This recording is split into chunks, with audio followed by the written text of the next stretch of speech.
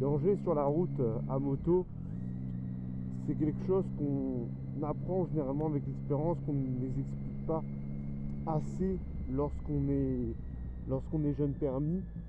Il y a plusieurs choses qui sont dangereuses et dont il faut avoir confiance. Premièrement, ça va être tout ce qui va être ligne blanche. Comme ça, ligne blanche, passage piéton. Donc ça, c'est surtout quand on est en ville. Ensuite, on va avoir tout ce qui est gravillon. Comment gérer les gravillons? C'est quelque chose qu'on ne nous apprend pas.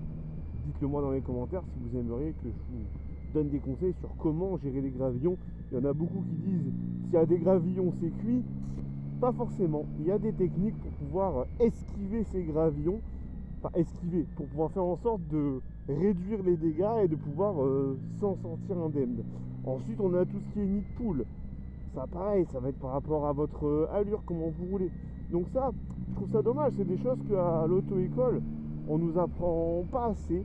Il n'y a pas assez de prévention là-dessus, sur le fait que sur la route, il peut se passer des choses un petit peu incertaines.